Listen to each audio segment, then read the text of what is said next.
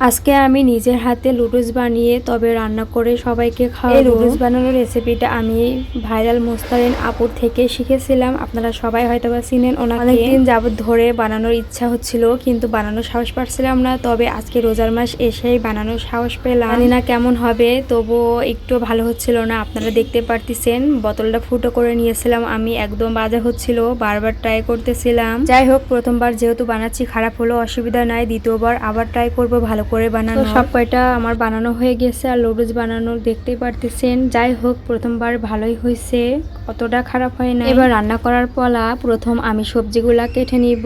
এখন আমি কয়েকটা আইটেমের সবজিগুলো কাটবো। তো প্রথমে আমি টমেটোগুলো কেটে নিচ্ছিলাম ছুরির সাহায্যই। তো পিস পিস করে ছোট ছোট টুকরো করে নিচ্ছি আমি। এরপর আমি গাজর কেটে নিব। সেম ভাবে আমি ক্যাপসিকাম ছিল ফ্রিজে, তো ফ্রিজ থেকে বের করে রেখে দিয়েছিলাম আগের থেকে। আর এখন আমি ছোট ছোট টুকরো করে ক্যাপসিকাম গুলো কেটে নিচ্ছিলাম। যাই হোক, সব কয়টা উপাদান আমি এখন কেটে নিব আস্তে আস্তে করে। তো অনেকদিন ধরে এইভাবে ঝাল ঝাল করে লুডুস রান্না করতে মন কেন জানি না, আজকে রোজার মুখে ঝাল করে লুডুস রান্না করে খেতে মন চাচ্ছিল। তাই ভাবছিলাম আজকে আমি নিজের হাতে লুডুস বানিয়ে তবে রান্না করে খাবো। আমার সব সবজিগুলো কাটা হয়ে গেছে, এখন রান্না করব। প্রথমে আমি কাঁচামরিচ আর পেঁয়াজ ভাজি করে নিচ্ছিলাম ভালো মতন। দেন এরপর আমি গাজরগুলো দিয়ে দিচ্ছিলাম, যেহেতু গাজর সিদ্ধ হতে দেরি হয়। তাই আমি মটরশুঁটিও দিয়েছিলাম। এখন আমি ডিমটা ফাটিয়ে দিচ্ছি, আর ডিমের সাথে এগুলা ভালো করে এখন আমি মিক্স করে নিব। আর রোজা থেকেও কিন্তু এইভাবে ঝাল ঝাল লুডুস রান্না খেতে কিন্তু অনেক মজা লাগে। তো এগুলো আমার ভাজি করা হয়ে গেছে, এখন আমি বাকি সবজিগুলো দিয়ে দিব। এখানে আমি ক্যাপসিকাম কুচি দিয়ে দিচ্ছিলাম আর টমেটো কুচি। তো এগুলো আমি কিছুক্ষণ একটু ভাজি করে নিব। আজকে আমি ম্যাগি মশলা দিয়ে রান্না করব, তাই কিছু মশলা দিয়ে দিচ্ছি এর ভিতরে, আর বাকি মশলা আমি লুডুসের উপরে দিব।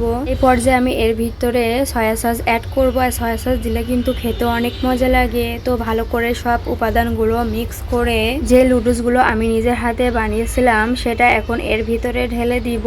তো আমি হাতের সাহায্যে কিন্তু লুডুসগুলো দিয়ে দিচ্ছিলাম। জানি না খেতে কেমন হবে, তবে দেখে তো মনে হচ্ছিল অনেক মজাই হবে, আর আসলে কিন্তু অনেক মজা হয়েছিল। ভিতরে আমি কিছু মটরশুঁটিও দিয়েছিলাম। আর এই লুডুসের সাথে এখন সব উপাদানগুলো কিন্তু আমি ভালো করে মিক্স করে নিচ্ছিলাম। মিক্স করলে সব উপাদানের সাথে একটু মজা লাগবে খেতে। এখন আমি যে বাকি মশলাটা ছিল ওটা এখন আমি লুডুসের উপরে ছিটিয়ে দিচ্ছিলাম।